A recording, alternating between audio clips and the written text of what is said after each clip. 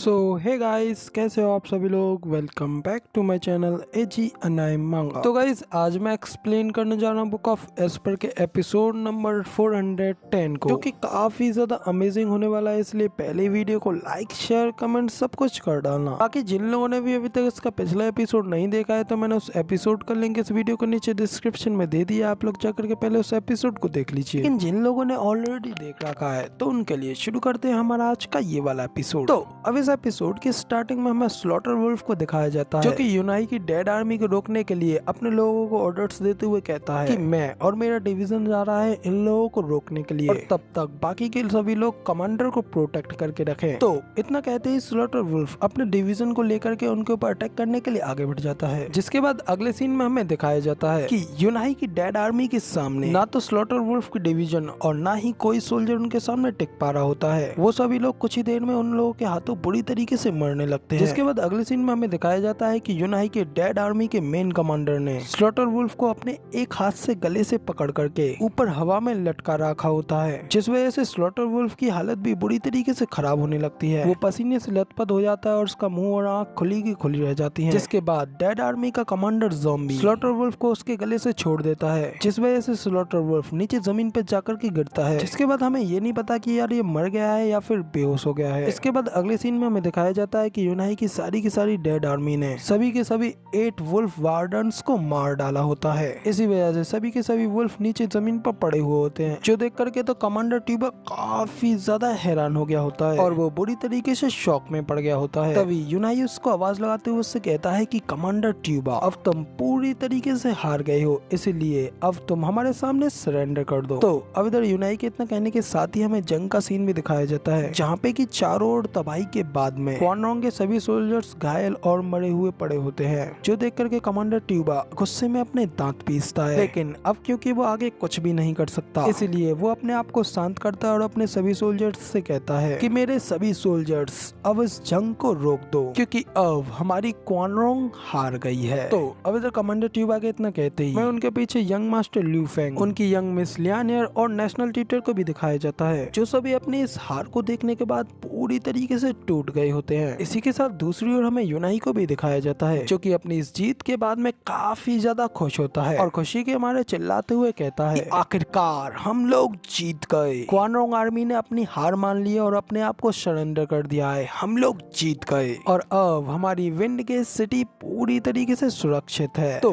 अभी तो यूनाई के मुंह से अपनी इस जीत की ये बात सुनने के बाद में सभी की सभी डुगू आर्मी भी काफी ज्यादा खुश हो जाती है और खुशी के हमारे जोर से चिल्लाने लगती है। दूसरी ओर हमें ग्रैंड मदर एल्डर लॉन्ग और एल्डर जीटियांग को भी दिखाया जाता है, जो कि विंड गेट सिटी की सिटी वॉल्स से ये सब देख रहे होते हैं। तभी इधर एल्डर लॉन्ग भी काफी ज्यादा खुश होते हुए कहते हैं कि सचमुच ये कितनी चौंका देने वाली बात है, सिर्फ इतने से आदमियों के साथ हम लोग सचमुच इस लड़ाई को जीत गए। इन लोगों ने एक्चुअली में सचमुच क्वान रोंग एम्पायर के गॉड ऑफ वॉर और उसकी मिलियंस ऑफ सोल्जर्स की आर्मी को हरा दिया। ट्यूबा टाइसन, जो कि हमारे डुगू जेंटियन की तरह ही एक गॉड ऑफ वॉर के नाम पर फेमस था, वो आज हम लोगों के सामने हार चुका है। एल्डर लॉन्ग के साइड पे हमें ग्रैंड मदर को भी दिखाया जाता है, वो भी ये सब कुछ देखने के बाद में अपने मन में कहती हैं कि ये सब कुछ बिल्कुल एक सपने की तरह है। सचमुच स्टीव एड्जू बहुत ज्यादा अमेजिंग है, बिल्कुल एक चमत्कारी वर्कर की तरह। अब इधर ग्रैंड मदर के इतना कहने के साथ ही हमें गूसेंगटोन की फाइट का भी सीन दिखाया जाता है, जहाँ पे की शैडो किंग और एल्डर यिंग और यांग उन तीनों ने मिल करके अपनी कंबाइंड पावर के साथ में अभी भी गूसेंगटोन को अपनी गोल्डन चेनसो में पकड़ रखा होता है। लेकिन उन्हें भी गूसेंगटोन को ज्यादा देर तक संभाले रखने में काफी ज्यादा प्रॉब्लम होने लगती है, जिसे देख करके एल्डर यिन शैडो किंग से कहते हैं ह्यूमन सेज, अब आखिर हम आगे क्या करें, क्योंकि हम लोग इस छोटे कमीने को ज्यादा देर तक रोक करके नहीं रख पाएंगे। तो अब तभी ये सुन शैडो किंग भी कहता है कि अगर इस छोटे मॉन्स्टर की जगह पर कोई और होता तो अब तक हमारे इस ट्रिपल वॉरियर ने उस इंसान की सारी ताकत को छीन लिया होता और अब तक तो वो पूरी तरीके से मर गया होता, मगर लेकिन ये कमीना बच्चा कोई ह्यूमन नहीं है, इसलिए तो ये अभी तक पूरी तरीके से जीवित है। तो अब तभी शैडो किंग की ये बात सुनने के बाद एल्डर यिंग भी गुस्से में शैडो किंग से कहते हैं कि क्या भगवान के प्यार के कारण तुम कोई पागल हो गए हो, जो कि तुम ये सच भी नहीं देख पा रहे हो कि तुम्हारे फेस के ठीक सामने खड़ा ये प्राणी किसी भी तरीके से कोई एक ह्यूमन के जैसा तो बिल्कुल भी नहीं है। तो अब तभी शैडो किंग कहता है कि क्यों नहीं, मगर अभी फिलहाल इसे भूल जाओ, हम लोग अगली बार उसके साथ में अपना उधार चुका लेंगे, लेकिन अभी फिलहाल जिस तरीके से हम इसके साथ अभी फंसे हुए हैं, जल्द ही ल्यू क्लैन के लोग हमारे लिए आ रहे होंगे। तो दूसरी ओर फिर से एल्डर यिंग कहते हैं कि आखिर वो फेंग क्यूबाई आग की लपटों में कहाँ भाग गया, और इस लड़ाई के दौरान तो मैंने उसे एक बार भी नहीं देखा है। वो अगर यहाँ पे होता तो कम से कम हमारे लिए इस लड़ाई में कुछ समय तो बाय कर ही देता। इतना कहने के बाद जब वो तीनों और ज्यादा टाइम के लिए उस बैरियर को रोक करके नहीं रख पा रहे होते हैं, तो तभी एल्डर यिंग शैडो किंग से कहते हैं कि चलो छोड़ो, फिलहाल हम पहले इस बैरियर को नीचे उतारते हैं और जल्दी से यहाँ से बच के निकलते हैं, और अगली बार जब हम फिर से उस सनकी से निपटेंगे तो हम लोग इसके लिए कुछ और सोच करके आएंगे। तो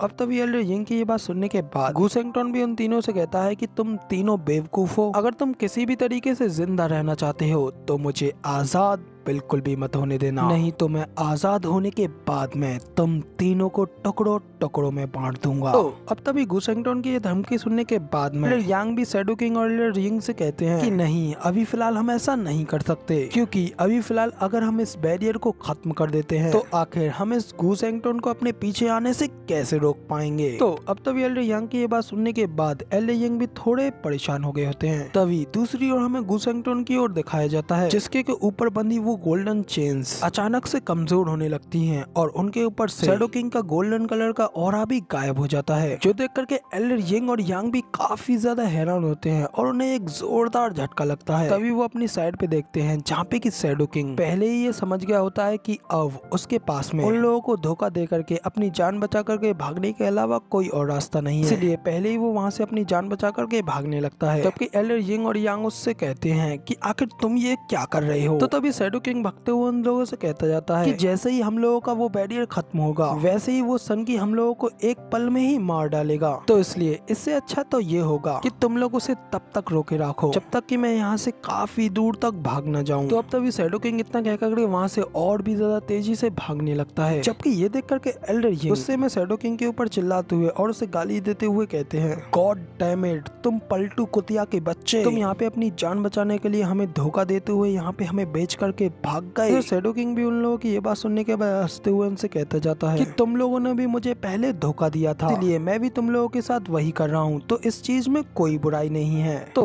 अब तभी शैडो किंग के वहाँ से भाग जाने के बाद में एल्डर यांग को दिखाया जाता है, जो कि उस बैरियर को अभी भी संभालते हुए एल्डर यंग से कहते हैं कि ब्रदर अब आखिर हम क्या करें, क्योंकि अब अगर हम इस बैरियर को और भी ज्यादा टाइम तक जारी रखते हैं तो भी हम इसे और ज्यादा देर तक होल्ड करने के काबिल नहीं है, लेकिन अब अगर हम अभी इस फॉर्मेशन को हटाते हैं तो हम लोग कुछ ही समय में इस मॉन्स्टर के हाथों मारे जाएंगे। तो अब जब एल्डर यंग ये सब बातें करते हुए उस बैरियर को संभाल ही रहे होते हैं, तभी अचानक से उन लोगों के पीछे ज़ूफेन आता है और उन लोगों से कहता है कि हे तुम दोनों। तो अब तभी अपने पीछे ज़ूफेन की आवाज सुनते ही एल्डर यंग और यांग को एक काफी बड़ा शौक लगता है और वो काफी ज्यादा घबरा जाते हैं। तो तभी ज़ूफेन आगे उन दोनों से कहता है कि आखिर तुम दोनों यहाँ पर क्या कर रहे हो, क्या तुम लोग प्राइम मिनिस्टर जूजी की साइड पे नहीं हो? तो फिर तो इसका मतलब तुम लोग एम्परर के आदमी हो। तो अब तभी ज़ूफेन की ये बात सुनते ही एल्डर यंग और यांग दोनों ही काफी ज्यादा घबरा जाते हैं। जल्दी से अपने बैरियर को खत्म करते हुए ज़ूफेन से बच के पीछे की ओर हटते हैं। तो वहाँ पे अपने सामने ज़ूफेन को देख घबराते हुए उससे कहते हैं कि ज़ूफेन क्या तुम अभी तक नहीं मरे हो? तो तभी उन दोनों की ये बात सुन करके ज़ूफेन भी बड़े ही प्यार से हंसते हुए उन लोगों से कहता है कि नहीं नहीं मैं नहीं, वो तो वो लोग थे जो कि खत्म हो गए। तो अब तभी ज़ूफेन की ये बात सुनने के बाद फिर से एल्डर यंग और यांग को एक जोरदार शौक लगता है और फिर वो हैरान होते हुए अपने मन में कहते हैं कि क्या, मगर लेकिन वो लोग इथेरियल स्टेज के एक्सपर्ट थे। हे भगवान, आखिर ये सब कैसे कर पाया? तो अब तभी इन लोगों के इतना सोचने के साथ ही हमें गू सेंगटोन की ओर भी दिखाया जाता है, जिसके के ऊपर से अब सारी चैन पूरी तरीके से टूट गई होती हैं। और फिर वो ज़ूफेन को अपने सामने देख उससे कहता है कि डैड आप बिल्कुल सही टाइम पर आए हैं, इन कमीनों को अभी कभी मार डालो क्योंकि इनकी चैनों ने मुझे बहुत ज्यादा हर्ट किया है। तो अब तभी गू सेंगटोन की ये बात सुनने के बाद ज़ूफेन भी उन दोनों से कहता है कि हे तुम दोनों ओल्ड कोड, जब मैं यहाँ अपने घर पे नहीं था तो तब तुम यहाँ पर मेरे बेटे को तंग करते रहे और उसे बुली करते रहे हो, है ना? इतना कहते हुए ज़ूफेन अपना एक स्कैरी फेस बनाते हुए अपने खतरनाक किलिंग इंटेंट को रिलीज करता है, जो देख करके तो भाई एल्डर यंग और यांग तो और भी ज्यादा घबरा गए होते हैं और डरते डरते पीछे की ओर हटने लगते हैं। लेकिन तभी उनके पीछे से गू सेंगटोन भी आ जाता है और उनसे कहता है कि तुम दोनों बेवकूफ हो, आखिर तुम लोगों की हिम्मत भी कैसे हुई अपने ग्रैंडफादर गू को बांधने की, लेकिन अब जब तुमने ये सब कर ही दिया है तो मैं तुम्हें अपने हाथों में